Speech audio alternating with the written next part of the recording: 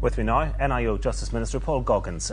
Paul Goggins, it's actually Republican or suspected Republican arms were issued this week with an abandoned £300 bomb in Castlewellan. How big a threat do these groups remain?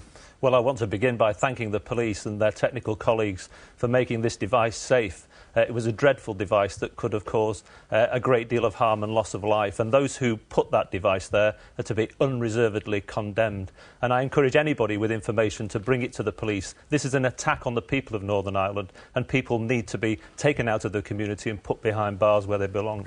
Let's talk about the Loyalists then, Loyalist weapons. I mean, why bother extending at all? It seems as if the government are just bending over backwards. Well, I hope this week that Parliament sends a very strong message to the Loyalist paramilitary organisations that there is no place in Northern Ireland for illegal weapons. And indeed, this is the very last chance that they have to use the decommissioning route to get rid of the weapons and to make them safe.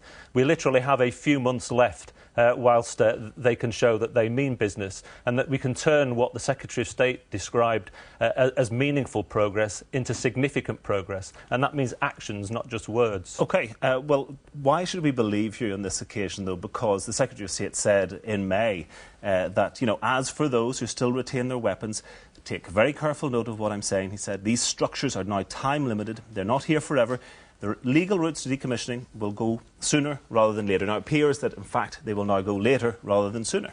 No, the whole arrangement comes to an end in February of next year, and we've made it clear that we will not be seeking any further renewal. Indeed, we need fresh legislation in order to do that. So this is the very last renewal, and we've thought long and hard about whether to bring this back to Parliament. But given that the Decommissioning Commission have told us that meaningful progress is being made, that guns and other weaponry could be taken out of the community and made safe, then we've heeded that advice. But the message is loud and clear. There's no place for those illegal weapons, and they need to be out of the community. Well, you say meaningful progress has to become significant progress. Is that within the 6-month review period? Indeed, we'll be asking the Commission to give us an update report after 6 months, so that takes us into August, September time, to tell us whether significant progress has been made. If that progress has been made, then obviously we'll allow the decommissioning arrangements to continue until next February. But we've made it clear, if there's no significant progress, then as soon as the summer recess is over, we go back to Parliament and we end the decommissioning arrangements. But the definition of that, I suppose, is what people will be wondering about. If you're going to require a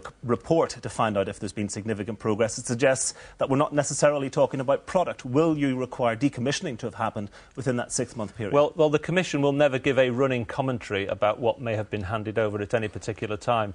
But they will be asked to report on whether there has been significant progress, and by that we mean action, not just words. We don't want to hear that there's further conversations going on that may lead somewhere. Now is the time for action, and unless there's action in this first 6 months period of the new renewal year, then we will go back to Parliament, we'll annul the order and bring the whole decommissioning arrangements to a premature end. What's the trade-off in all of this with Republicans? Sinn Féin had the promise of access to power if the IRA gave up its weapons. What are Loyalists looking for, and what are you offering? There's no promise, although the giving up of weapons by the provisional IRA has given an indication that you can move from conflict into politics. And I would certainly be encouraging people from Loyalist communities to get involved and engaged in the political process so that they can produce the answers to the many problems that Loyalist communities face in Northern Ireland. And it's interesting that actually, as we've listened to various voices and representations over recent weeks, some of the loudest are coming from people within those Loyalist communities